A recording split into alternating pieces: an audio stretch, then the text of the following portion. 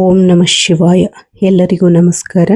ಇಂದು ಈ ವಿಡಿಯೋದ ಮೂಲಕ ವೃಷಭ ರಾಶಿಯವರ ಜಾತಕ ಫಲಿತಾಂಶಗಳ ಬಗ್ಗೆ ತಿಳಿದುಕೊಳ್ಳೋಣ. ಆಗಸ್ಟ್ 12 ಬುಧವಾರ. ನಿಮ್ಮ ಕೋಪದ ಹಿಂದೆ ಇರುವ ಕಾರಣವೇನು? ಓಂ ನಮಃ ಶಿವಾಯ. ಎಲ್ಲರಿಗೂ ನಮಸ್ಕಾರ. ಇಂದಿನ ವಿಡಿಯೋದಲ್ಲಿ ಈ ರಾಶಿಯವರಿಗಾಗಿ ಬಹಳ ವಿಶೇಷವಾದ ಕೆಲವು ವಿಚಾರಗಳನ್ನು ನೋಡೋಣ. ಆಗಸ್ಟ್ 12 ಬುಧವಾರದ ದಿನ ನಿಮ್ಮ ಜೀವನದಲ್ಲಿ ಯಾವ ರೀತಿಯ ಪರಿಸ್ಥಿತಿಗಳು ಎದುರಾಗಬಹುದು? ನಿಮ್ಮ ಸ್ವಭಾವದ ಬಗ್ಗೆ ಇತರರಿಗೆ ಅರ್ಥವಾಗದ ಕೆಲವು ವಿಷಯಗಳು ಯಾವುವು? ವಿಶೇಷವಾಗಿ ನಿಮ್ಮ ಕೋಪ ಬಂದಾಗ ನೀವು ಏಕೆ ಅಷ್ಟು ತೀವ್ರವಾಗಿ ಪ್ರತಿಕ್ರಿಯಿಸುತ್ತೀರಿ? ನಿಮ್ಮ ಕೋಪದ ಹಿಂದೆ ನಿಜವಾಗಿಯೂ ಯಾವ ಭಾವನೆ ಅಡಗಿದೆ? ಯಾರಾದರೂ ನಿಮ್ಮ ನಂಬಿಕೆಯನ್ನು ಮುರಿದಾಗ ನೀವು ಹೇಗೆ ವರ್ತಿಸುತ್ತೀರಿ? ಈ ಎಲ್ಲ ವಿಚಾರಗಳನ್ನು ಇಂದಿನ ರಾಶಿಫಲ ವಿವರದಲ್ಲಿ ತಿಳಿದುಕೊಳ್ಳೋಣ. ಅದರ ಜೊತೆಗೆ ಈ ಅಮಾವಾಸ್ಯೆಯ ದಿನದ ವಿಶೇಷತೆ, ಗ್ರಹಣದ ಹಿನ್ನೆಲೆಯಲ್ಲಿನ ಜ್ಯೋತಿಷ್ಯ ನಂಬಿಕೆಗಳು, ನೀವು ತೆಗೆದುಕೊಳ್ಳಬೇಕಾದ ಮುನ್ನೆಚ್ಚರಿಕೆಗಳು, ಯಾವ ದೇವರ ಆರಾಧನೆ ನಿಮಗೆ ಮನಸ್ಸಿನ ನೆಮ್ಮದಿ ನೀಡಬಹುದು ಮತ್ತು ಯಾವ ವಿಷಯಗಳಲ್ಲಿ ವಿಶೇಷವಾಗಿ ಜಾಗರೂಕರಾಗಿರಬೇಕು ಎಂಬುದನ್ನು ತಿಳಿದುಕೊಳ್ಳೋಣ. ಆದ್ದರಿಂದ ವಿಡಿಯೋವನ್ನು ಕೊನೆಯವರೆಗೂ ನೋಡಿ. ವಿಡಿಯೋ ನಿಮಗೆ ಇಷ್ಟವಾದರೆ ಒಂದು ಲೈಕ್ ಮಾಡಿ. ನಮ್ಮ ಚಾನಲ್ಗೆ ಹೊಸಬರಾಗಿ ಬಂದಿದ್ದರೆ ಸಬ್ಸ್ಕ್ರೈಬ್ ಮಾಡಿ. ನಿಮ್ಮ ಬೆಂಬಲ ನಮಗೆ ಇನ್ನಷ್ಟು ಉತ್ತಮವಾದ ವಿಡಿಯೋಗಳನ್ನು ಮಾಡಲು ಪ್ರೇರಣೆ ನೀಡುತ್ತದೆ. ವೃಷಭ ರಾಶಿಯು ಜ್ಯೋತಿಷ್ಯದಲ್ಲಿ 2ನೇ ರಾಶಿಚಕ್ರ ಚಿಹ್ನೆಯಾಗಿದೆ. ಇದರ ಆಕಾಶ ಮಂಟಪವು ಗೂಳಿಯ ಆಕಾರದಲ್ಲಿದೆ. ಕೃತಿಕ ನಕ್ಷತ್ರದ ಕೊನೆಯ 3 ಪಾದಗಳು, ರೋಹಿಣಿ ಮತ್ತು ಮೃಗಶಿರ ನಕ್ಷತ್ರದ ಮೊದಲ 2 ಪಾದಗಳು ಈ ರಾಶಿಯಲ್ಲಿವೆ.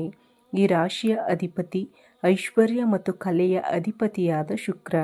ಇದು ಭೂಮಿ ಅಂಶದ ಸಂಕೇತವಾಗಿದೆ. ಸ್ಥಿರತೆ, ತಾಳ್ಮೆ, ಕೃಷಿ ಪ್ರೀತಿ, ಭೌತಿಕ ಸುಖಗಳು ಮತ್ತು ದೃಢ ನಿರ್ಧಾರ ಈ ರಾಶಿಯ ವಿಶೇಷ ಗುಣಗಳಾಗಿವೆ.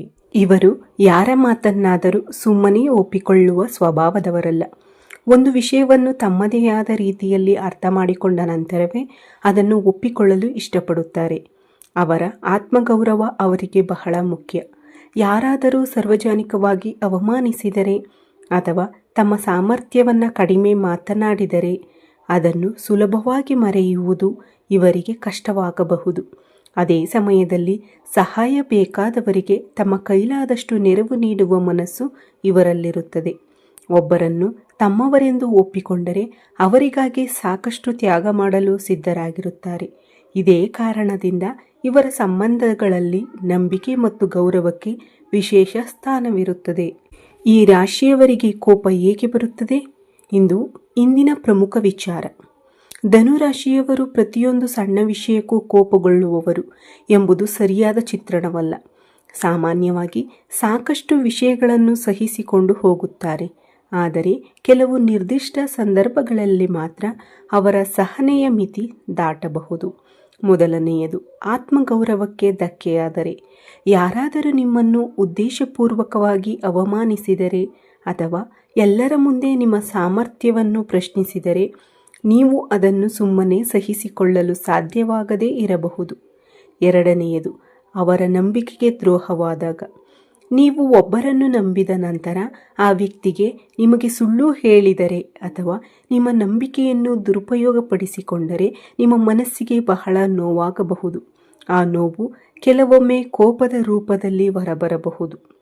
ಮೂರನೆಯದು, ಇವರಿಗೆ ಅನ್ಯಾಯವಾದಾಗ. ನಿಮ್ಮ ಮೇಲೆ ಮಾತ್ರವಲ್ಲ, ನೀವು ಪ್ರೀತಿಸುವ ವ್ಯಕ್ತಿಯ ಮೇಲೆ ಅನ್ಯಾಯವಾದರೂ ನೀವು ತೀವ್ರವಾಗಿ ಪ್ರತಿಕ್ರಿಯಿಸುವ ಸಾಧ್ಯತೆ ಇರುತ್ತದೆ. ಇದೇ ಕಾರಣಕ್ಕೆ ಕೆಲವರು ನಿಮ್ಮನ್ನು ತುಂಬ ಕೋಪದ ಸ್ವಭಾವದವರು ಎಂದುಕೊಳ್ಳಬಹುದು. ಆದರೆ ವಾಸ್ತವದಲ್ಲಿ ನಿಮ್ಮ ಕೋಪದ ಹಿಂದೆ ನೋವು, ನಿರಾಶೆ ಅಥವಾ ನಂಬಿಕೆ ಮುರಿದ ಭಾವನೆ ಇರಬಹುದು.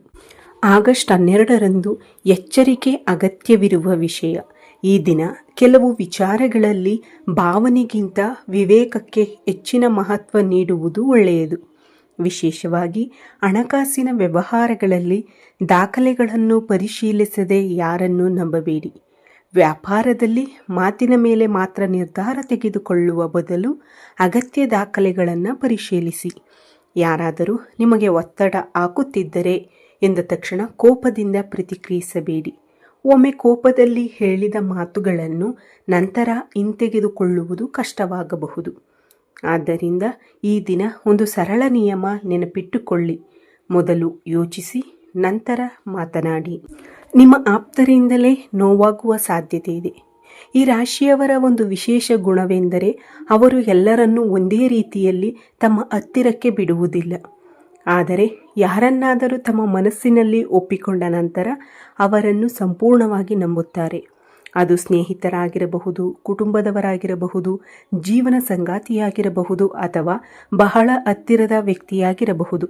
ಅಂತಹ ವ್ಯಕ್ತಿಯಿಂದಲೇ ನಿರೀಕ್ಷಿಸದ ವರ್ತನೆ ಬಂದಾಗ ಮನಸ್ಸಿಗೆ ಹೆಚ್ಚು ನೋವಾಗುತ್ತದೆ. ಅದರ ಪರಿಣಾಮವಾಗಿ ಕೋಪ ಹೆಚ್ಚಾಗಬಹುದು. ಆದರೆ ಇಲ್ಲಿ ಒಂದು ಮುಖ್ಯ ಎಚ್ಚರಿಕೆ ಇದೆ. ಆ ಕ್ಷಣದಲ್ಲಿ ತೆಗೆದುಕೊಳ್ಳುವ ನಿರ್ಧಾರವೇ ಶಾಶ್ವತ ನಿರ್ಧಾರವಾಗಬೇಕೆಂದಿಲ್ಲ. ಆದ್ದರಿಂದ ಸಂಬಂಧವನ್ನು ಮುರಿಯುವಂತಹ ನಿರ್ಧಾರವನ್ನು ಕೋಪದಲ್ಲಿರುವಾಗ ತೆಗೆದುಕೊಳ್ಳಬೇಡಿ. ಸ್ವಲ್ಪ ಸಮಯ ತೆಗೆದುಕೊಳ್ಳಿ, ಮೌನವಾಗಿರಿ, ನಂತರ ಪರಿಸ್ಥಿತಿಯನ್ನು ಮತ್ತೊಮ್ಮೆ ಯೋಚಿಸಿ. ಅವಮಾನವನ್ನು ಹೇಗೆ ಎದುರಿಸಬೇಕು? ಯಾರಾದರೂ ನಿಮ್ಮನ್ನು ಕೆಣಕಲು ಪ್ರಯತ್ನಿಸಿದಾಗ ತಕ್ಷಣ ಉತ್ತರ ನೀಡುವುದು ನಿಮ್ಮ ಬಲವಲ್ಲ. ಕೆಲವೊಮ್ಮೆ ಮೌನವೇ ದೊಡ್ಡ ಉತ್ತರವಾಗುತ್ತದೆ.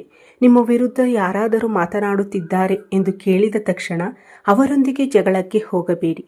ಮೊದಲು ನಿಜವಾದ ವಿಷಯವೇನು ಎಂದು ತಿಳಿದುಕೊಳ್ಳಿ. ಏಕೆಂದರೆ ತಪ್ಪು ಮಾಹಿತಿಯ ಆಧಾರದ ಮೇಲೆ ತೆಗೆದುಕೊಳ್ಳುವ ಒಂದು ನಿರ್ಧಾರವು ಸಂಬಂಧಗಳಿಗೆ ಹಾನಿ ಮಾಡಬಹುದು. ನಿಮ್ಮ ಗೌರವವನ್ನು ಕಾಪಾಡಿಕೊಳ್ಳಲು ಪ್ರತಿಯೊಂದು ಮಾತಿಗೂ ಪ್ರತಿಕ್ರಿಯಿಸುವ ಅಗತ್ಯವಿಲ್ಲ. ಹಣಕಾಸಿನ ವಿಚಾರದಲ್ಲಿ ಜಾಗ್ರತೆ. ಆಗಸ್ಟ್ 12ರಂದು ಹಣದ ವಿಷಯದಲ್ಲಿ ಸ್ವಲ್ಪ ಎಚ್ಚರಿಕೆ ಇರುವುದು ಉತ್ತಮ. ಯಾರಿಗಾದರೂ ದೊಡ್ಡ ಮೊತ್ತದ ಹಣ ನೀಡುವ ಮೊದಲು ಸರಿಯಾಗಿ ಪರಿಶೀಲಿಸಿ. ವ್ಯಾಪಾರ ಅಥವಾ ಹೂಡಿಕೆಯ ವಿಷಯದಲ್ಲಿ ತಕ್ಷಣ ಲಾಭದ ಮಾತುಗಳನ್ನು ಕೇಳಿ ನಿರ್ಧಾರ ತೆಗೆದುಕೊಳ್ಳಬೇಡಿ. ನಿಮ್ಮ ಸಹಿ, ದಾಖಲೆಗಳು ಅಥವಾ ಹಣಕಾಸಿನ ಒಪ್ಪಂದಗಳನ್ನು ಓದದೆ ಒಪ್ಪಿಕೊಳ್ಳಬೇಡಿ. ಕೋಪದಿಂದ ಅಥವಾ ಒತ್ತಡದಿಂದ ಹಣಕಾಸಿನ ನಿರ್ಧಾರ ತೆಗೆದುಕೊಳ್ಳುವುದನ್ನು ತಪ್ಪಿಸಿ. ಕುಟುಂಬದ ವಿಚಾರದಲ್ಲಿ ಎಚ್ಚರಿಕೆ. ಕುಟುಂಬದಲ್ಲಿ ಸಣ್ಣ ವಿಷಯ ದೊಡ್ಡ ಚರ್ಚೆಯಾಗುವ ಸಾಧ್ಯತೆ ಇದ್ದರೆ ನೀವು ಪರಿಸ್ಥಿತಿಯನ್ನು ಶಾಂತಗೊಳಿಸುವ ಪ್ರಯತ್ನ ಮಾಡಿ. ನಿಮ್ಮ ಮಾತು ಸರಿಯಾಗಿದ್ದರೂ ಅದನ್ನು ಹೇಗೆ ಹೇಳುತ್ತೀರಿ ಎಂಬುದು ಮುಖ್ಯ. ಕಠಿಣವಾದ ಮಾತು ಸಂಬಂಧದಲ್ಲಿ ದೀರ್ಘಕಾಲದ ನೋವನ್ನು ಉಂಟುಮಾಡಬಹುದು. ವಿಶೇಷವಾಗಿ ಮಕ್ಕಳ ಅಥವಾ ಜೀವನ ಸಂಗಾತಿಯ ವಿಷಯದಲ್ಲಿ ತಕ್ಷಣ ಕೋಪಗೊಳ್ಳುವ ಬದಲು ಅವರ ಮಾತನ್ನು ತಾಳ್ಮೆಯಿಂದ ಕೇಳಿ. ಒಬ್ಬರ ಮಾತನ್ನು ಸಂಪೂರ್ಣವಾಗಿ ಕೇಳಿದ ನಂತರ ನಿರ್ಧಾರ ತೆಗೆದುಕೊಳ್ಳುವುದು ಉತ್ತಮ. ನಿಮ್ಮ ಕೋಪವೇ ನಿಮ್ಮ ಶಕ್ತಿಯಾಗಬೇಕು. ಈ ರಾಶಿಯವರಿಗೆ ನಿಮ್ಮ ಕೋಪವನ್ನು ಸಂಪೂರ್ಣವಾಗಿ ದುರ್ಬಲತೆ ಎಂದುಕೊಳ್ಳಬೇಡಿ. ಸರಿಯಾದ ರೀತಿಯಲ್ಲಿ ನಿಯಂತ್ರಿಸಿದರೆ ಅದೇ ಕೋಪ ನಿಮ್ಮೊಳಗಿನ ಶಕ್ತಿಯಾಗಬಹುದು. ಅನ್ಯಾಯದ ವಿರುದ್ಧ ಧೈರ್ಯವಾಗಿ ನಿಲ್ಲುವ ಸಾಮರ್ಥ್ಯ ನಿಮ್ಮಲ್ಲಿದೆ. ಆದರೆ ಆ ಧೈರ್ಯವನ್ನು ಆವೇಶವಾಗಿ ಬದಲಾಯಿಸಬೇಡಿ. ನಿಮ್ಮ ಮಾತುಗಳಲ್ಲಿ ದೃಢತೆ ಇರಲಿ, ಆದರೆ ಅವಮಾನಿಸುವ ಪದಗಳು ಇರಬಾರದು. ನಿಮ್ಮ ನಿರ್ಧಾರಗಳಲ್ಲಿ ಧೈರ್ಯ ಇರಲಿ, ಆದರೆ ಆತುರ ಇರಬಾರದು. ಆಧ್ಯಾತ್ಮಿಕ ಪರಿಹಾರ. ಈ ದಿನ ಬೆಳಿಗ್ಗೆ ಸಾಧ್ಯವಾದರೆ ಸೂರ್ಯನಿಗೆ ಆರ್ಘ್ಯವನ್ನು ಅರ್ಪಿಸಿ. ನಂತರ ಶಾಂತವಾಗಿ 5 ನಿಮಿಷಗಳ ಧ್ಯಾನ ಮಾಡಿ. ಓಂ ಸೂರ್ಯಾಯ ನಮಃ ಎಂಬ ಮಂತ್ರವನ್ನು ಭಕ್ತಿಯಿಂದ ಜಪಿಸಬೇಕು. ಮನಸ್ಸಿಗೆ ಶಾಂತಿ ನೀಡುವ ಸಲುವಾಗಿ ಶಿವನ ಆರಾಧನೆಯನ್ನು ಮಾಡಬಹುದು. ಓಂ ನಮಃ ಶಿವಾಯ ಎಂಬ ಪಂಚಾಕ್ಷರಿ ಮಂತ್ರವನ್ನು ಜಪಿಸುವುದು ಮನಸ್ಸನ್ನು ಏಕಾಗ್ರಗೊಳಿಸಲು ಸಹಾಯ ಮಾಡುತ್ತದೆ. ನಿಮ್ಮ ಕುಟುಂಬದ ಸಂಪ್ರದಾಯಕ್ಕೆ ಅನುಗುಣವಾಗಿ ಲಕ್ಷ್ಮೀ ದೇವಿಯ ಆರಾಧನೆಯನ್ನು ಮಾಡಬಹುದು. ಸಾಧ್ಯವಾದರೆ ಹತ್ತಿರದ ದೇವಸ್ಥಾನಕ್ಕೆ ಭೇಟಿ ನೀಡಿ ದೇವರ ದರ್ಶನ ಪಡೆಯಿರಿ. ಇವೆಲ್ಲವೂ ಆಧ್ಯಾತ್ಮಿಕ ನಂಬಿಕೆಗಳ ಭಾಗವಾಗಿದ್ದು ನಿಮ್ಮ ಮನಸ್ಸಿಗೆ ನೆಮ್ಮದಿ ಮತ್ತು ಧೈರ್ಯ ನೀಡುವ ರೀತಿಯಲ್ಲಿ ಆಚರಿಸಬಹುದು. ಅಮಾವಾಸ್ಯೆಯ ದಿನದ ವಿಶೇಷತೆ. ಆಗಸ್ಟ್ 12ರ ಅಮಾವಾಸ್ಯೆಯ ಹಿನ್ನೆಲೆಯಲ್ಲಿ ಜ್ಯೋತಿಷ್ಯ ಮತ್ತು ಆಧ್ಯಾತ್ಮಿಕ ನಂಬಿಕೆಗಳಲ್ಲಿ ಈ ದಿನವನ್ನು ಆತ್ಮಪರಿಶೀಲನೆ ಮತ್ತು ದೇವರ ಸ್ಮರಣೆಗೆ ಸೂಕ್ತ ದಿನವೆಂದು ಕೆಲವರು ಪರಿಗಣಿಸುತ್ತಾರೆ. ಈ ದಿನ ಅನಗತ್ಯವಾದ ವಿವಾದಗಳಿಂದ ದೂರವಿರಿ. ಮನಸ್ಸನ್ನು ಶಾಂತವಾಗಿಟ್ಟುಕೊಳ್ಳಿ. ದಾನ ಮಾಡಲು ಸಾಧ್ಯವಾದರೆ ನಿಮ್ಮ ಸಾಮರ್ಥ್ಯಕ್ಕೆ ಅನುಗುಣವಾಗಿ ಅಗತ್ಯವಿರುವವರಿಗೆ ಸಹಾಯ ಮಾಡಿ. ಮನೆಯ ಪೂಜಾ ಸ್ಥಳವನ್ನು ಸ್ವಚ್ಛವಾಗಿಟ್ಟುಕೊಳ್ಳಿ. ಆಧ್ಯಾತ್ಮಿಕ ಚಿಂತನೆ, ಪ್ರಾರ್ಥನೆ ಮತ್ತು ಧ್ಯಾನಕ್ಕೆ ಸ್ವಲ್ಪ ಸಮಯ ಮೀಸಲಿಡಿ. ಕೊನೆಯದಾಗಿ ಒಂದು ಮುಖ್ಯ ಸಂದೇಶ. ಸಿಂಹವು ಪ್ರತಿಯೊಂದು ಕ್ಷಣವೂ ಗರ್ಜಿಸುವುದಿಲ್ಲ. ಅದು ಅಗತ್ಯವಾದ ಸಮಯದಲ್ಲಿ ಮಾತ್ರ ತನ್ನ ಶಕ್ತಿಯನ್ನು ತೋರಿಸುತ್ತದೆ ಎಂಬ ಮಾತಿದೆ. ಅದೇ ರೀತಿಯಲ್ಲಿ ನೀವು ಕೂಡ ಪ್ರತಿಯೊಂದು ಮಾತಿಗೂ ಪ್ರತಿಕ್ರಿಯಿಸುವ ಅಗತ್ಯವಿಲ್ಲ. ನಿಮ್ಮ ಮೌನವನ್ನು ದುರ್ಬಲತೆ ಎಂದು ಯಾರೂ ಭಾವಿಸಬಾರದು. ನಿಮ್ಮ ವಿವೇಕವೇ ನಿಮ್ಮ ದೊಡ್ಡ ಶಕ್ತಿ. ಕೋಪದ ಕ್ಷಣದಲ್ಲಿ ತೆಗೆದುಕೊಳ್ಳುವ ಒಂದು ತಪ್ಪು ನಿರ್ಧಾರವು ವರ್ಷಗಳ ಪರಿಶ್ರಮಕ್ಕೆ ಹಾನಿ ಮಾಡಬಹುದು. ಆದರೆ ಅದೇ ಕ್ಷಣದಲ್ಲಿ ನೀವು ನಿಮ್ಮನ್ನು ನಿಯಂತ್ರಿಸಿಕೊಂಡರೆ ಅದೇ ಪರಿಸ್ಥಿತಿ ನಿಮ್ಮ ಪರವಾಗಿಯೂ ಬದಲಾಗಬಹುದು. ಅಂತಿಮ ಫಲ. ಆದ್ದರಿಂದ ಆಗಸ್ಟ್ 12ರಂದು ಈ ರಾಶಿಯವರು ಮುಖ್ಯವಾಗಿ 3 ವಿಷಯಗಳನ್ನು ನೆನಪಿಟ್ಟುಕೊಳ್ಳಬೇಕು. ಮೊದಲನೆಯದು, ಕೋಪದಲ್ಲಿ ನಿರ್ಧಾರ ತೆಗೆದುಕೊಳ್ಳಬಾರದು. ಎರಡನೆಯದು, ಹಣಕಾಸಿನ ವ್ಯವಹಾರಗಳಲ್ಲಿ ಸಂಪೂರ್ಣ ಪರಿಶೀಲನೆ ಮಾಡಬೇಕು. ಮೂರನೆಯದು, ಸಂಬಂಧಗಳಲ್ಲಿ ಮಾತಿಗಿಂತ ಅರ್ಥ ಮಾಡಿಕೊಳ್ಳುವಿಕೆಗೆ ಆದ್ಯತೆ ನೀಡಬೇಕು. ನಿಮ್ಮ ಕೋಪವನ್ನು ನೀವು ನಿಯಂತ್ರಿಸಿದರೆ ನಿಮ್ಮ ಮುಂದೆ ಇರುವ ಅನೇಕ ಸಮಸ್ಯೆಗಳನ್ನು ಸಹ ಸುಲಭವಾಗಿ ದಾಟಬಹುದು. ನಿಮ್ಮ ಆತ್ಮಗೌರವವನ್ನು ಕಾಪಾಡಿಕೊಳ್ಳಿ, ಆದರೆ ಅದಕ್ಕಾಗಿ ನಿಮ್ಮ ಮನಸ್ಸಿನ ಶಾಂತಿಯನ್ನು ಕಳೆದುಕೊಳ್ಳಬೇಡಿ. ನಿಮ್ಮ ಶಕ್ತಿ ನಿಮ್ಮ ಧೈರ್ಯದಲ್ಲಿ ಮಾತ್ರವಲ್ಲ, ನಿಮ್ಮನ್ನು ನೀವು ನಿಯಂತ್ರಿಸಿಕೊಳ್ಳುವ ಸಾಮರ್ಥ್ಯದಲ್ಲಿಯೂ ಇದೆ. ಈ ರಾಶಿಯವರು ನಿಮ್ಮ ಜೀವನದಲ್ಲಿ ಉತ್ತಮವಾದ ದಿನಗಳು ಬರಲಿ ಎಂದು ಹಾರೈಸುತ್ತೇನೆ. ಶಿವನ ಕೃಪೆ ಮತ್ತು ಲಕ್ಷ್ಮೀದೇವಿಯ ಆಶೀರ್ವಾದ ನಿಮ್ಮ ಕುಟುಂಬದ ಮೇಲೆ ಸದಾ ಇರಲಿ. ಓಂ ನಮಃ ಶಿವಾಯ. ವಿಡಿಯೋ ನಿಮಗೆ ಇಷ್ಟವಾದರೆ ಲೈಕ್ ಮಾಡಿ, ನಿಮ್ಮ ಸ್ನೇಹಿತರು ಮತ್ತು ಕುಟುಂಬದವರೊಂದಿಗೆ ಹಂಚಿಕೊಳ್ಳಿ.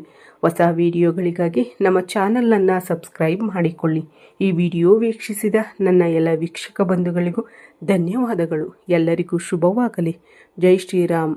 ಹರ ಹರ ಮಹಾದೇವ್. ಜೈ ಶ್ರೀ ಕೃಷ್ಣ.